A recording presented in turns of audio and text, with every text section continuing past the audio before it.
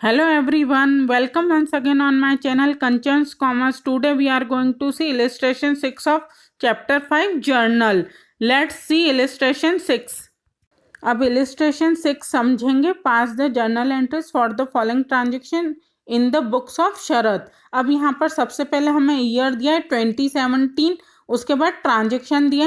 April 1 business started with cash ₹50,000, goods ₹20,000 and machinery ₹10,000.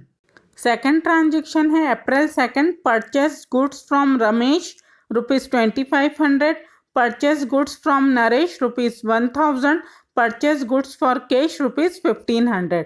फिर third transaction April 5 का है. Goods sold for cash ₹2200, goods sold to Vipin ₹800. Fourth transaction है April 10 का. Cash paid to Ramesh ₹1500, cash paid to Naresh ₹500. फिर fifth transaction है April 22 का. Received cash from Vipin ₹600, goods sold for cash ₹400. फिर April 30 का लास्ट ट्रांजेक्शन है. Salary paid to Ketan ₹500, paid rent ₹200, paid commission to Ganesh ₹100. अब हम सॉल्यूशन देखेंगे. सॉल्यूशन में सबसे पहले ऊपर हेडिंग डालिए जर्नल एंट्रीज. उसके बाद कॉलम बनाए हैं date, particulars, LF, amount debit, amount credit. अब हम यहाँ पर जर्नल एंट्री देखेंगे. सबसे पहले डेट वाले कॉलम में ईयर डाला हुआ है 2017. उसके बाद अप्रैल 1 फर्स्ट ट्रांजेक्शन की डेट डाली है. अब हम ट्रांजेक्शन देखें. हमें ट्रांजेक्शन दिया है business started with cash ₹50,000, goods ₹20,000 and machinery ₹10,000. मतलब बिजनेस स्टार्ट किया गया, बिजनेस शुरू किया है. कैश ₹50,000, गुड्स ₹20,000 और मशीनरी ₹10,000. मतलब इन तीन चीज़ों से बिजनेस को शुरू किया गया है. ये तीनों ही रियल अकाउंट है और रियल अकाउंट का डेबिट का रूल है डेबिट व्हाट कम्स इन. मतलब जो आया है बिजनेस में उसे डेबिट करो. तो कैश, गुड्स और मशीनरी तीनों बिजनेस में आए हैं, इसलिए तीनों को हमने डेबिट कर दिया. अब इन तीनों को ही हमने कैपिटल के रूप में बिजनेस में लगाया. और कैपिटल अकाउंट जो है वो पर्सनल अकाउंट है. पर्सनल अकाउंट का क्रेडिट का रूल है क्रेडिट द गिवर. मतलब देने वाले को क्रेडिट करो. तो हमने बिजनेस को कैपिटल दिया है इसलिए कैपिटल को हमने क्रेडिट कर दिया. तो पूरी एंट्री हमारी होगी cash account debit, stock account debit, machinery account debit to capital account. फिर उसके नीचे हमने ट्रांजेक्शन को लिख दिया नरेशन के रूप में. और डेबिट अमाउंट वाले कॉलम में हमने कैश, स्टॉक और मशीनरी तीनों की अमाउंट लिखी और उन तीनों का टोटल लगा के हमने क्रेडिट अमाउंट वाले कॉलम में कैपिटल के सामने 80,000 तीनों अमाउंट की टोटल लिख दी. इस तरह से हमारी फर्स्ट एंट्री कंप्लीट हुई.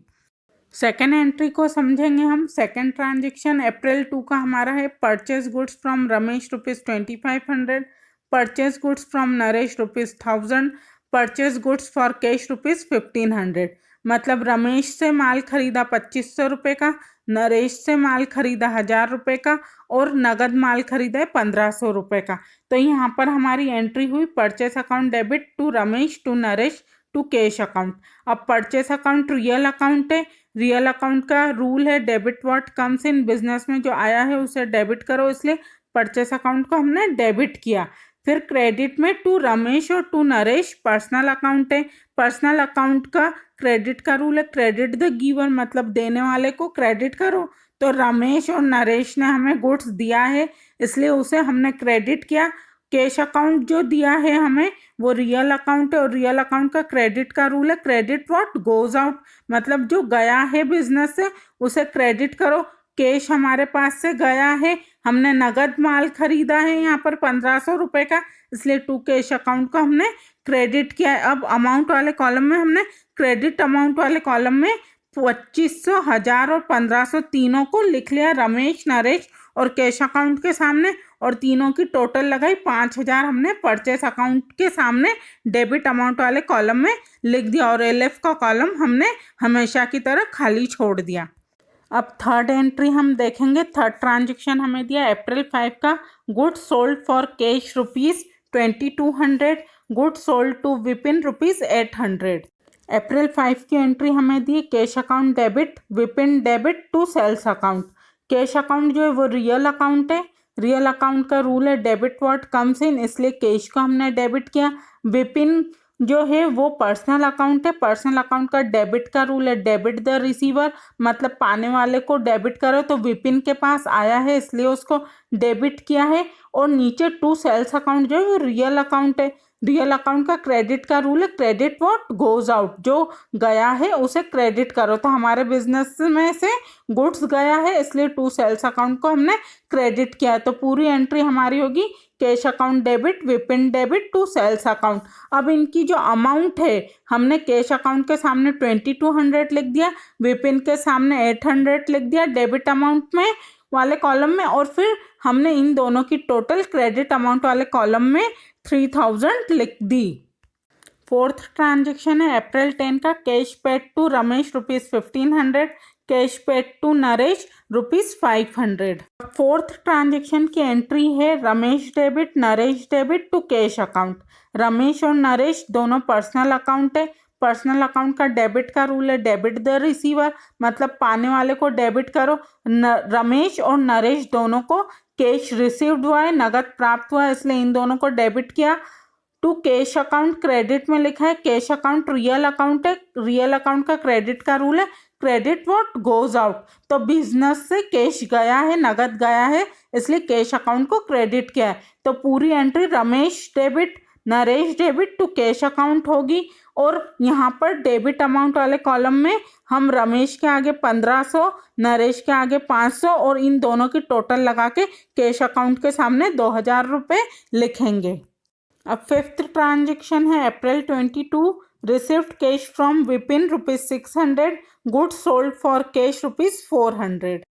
फिफ्थ ट्रांजेक्शन की एंट्री है cash account debit to Vipin to sales account. अब कैश अकाउंट जो है वो रियल अकाउंट है, रियल अकाउंट का डेबिट का रूल है डेबिट व्हाट कम्स इन, मतलब बिजनेस में कैश आया है इसलिए कैश को हमने डेबिट किया, कैश अकाउंट डेबिट।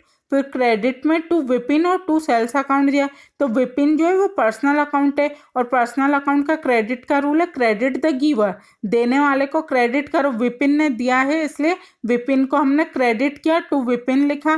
फिर सेल्स अकाउंट जो है वो भी रियल अकाउंट है और रियल अकाउंट का क्रेडिट का रूल है क्रेडिट व्हाट गोज आउट, जो गया है उसे क्रेडिट करो, तो हमारे बिजनेस में से गुड्स गया है, गुड्स को सेल्स अकाउंट के नाम पर हमने क्रेडिट किया, टू सेल्स अकाउंट करके क्रेडिट में लिखा।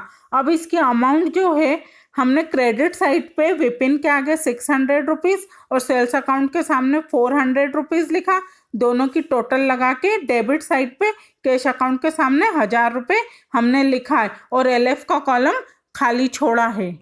अब लास्ट ट्रांजेक्शन हमारा है अप्रैल 30 का, salary paid to Ketan ₹500, paid rent ₹200, paid commission to Ganesh ₹100।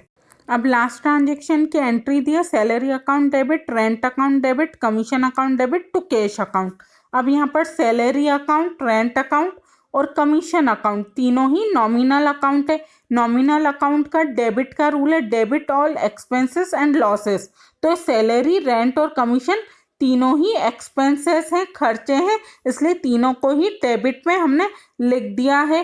फिर क्रेडिट में हमें टू कैश अकाउंट दिया है, कैश अकाउंट रियल अकाउंट है, रियल अकाउंट का क्रेडिट का रूल है क्रेडिट व्हाट गोज आउट, मतलब जो गया है बिजनेस से उसे क्रेडिट करो, तो कैश बिजनेस से गया है, हमने सैलरी, रेंट और कमीशन कैश में चुकाया है, नगद में चुकाया है, तो नगद हमारे बिजनेस से गया इसलिए टू कैश अकाउंट को हमने क्रेडिट में लिखा। तो पूरी एंट्री हमारी होगी salary account debit, rent account debit, commission account debit to cash account. अब इसकी अमाउंट जो है डेबिट अमाउंट वाले कॉलम में हमने सैलरी, रेंट और कमीशन के आगे उन तीनों की अमाउंट लिख दी 500, 200, 300 और तीनों का टोटल लगा के कैश अकाउंट के सामने क्रेडिट अमाउंट वाले कॉलम में 1000 रुपये हमने लिख दिया। अब फिर इन दोनों कॉलम का टोटल लगाया तो 92,000 दोनों कॉलम का टोटल एक जैसा आना चाहिए और आया भी है। अब हमारा यह इलिस्ट्रेशन कंप्लीट हुआ।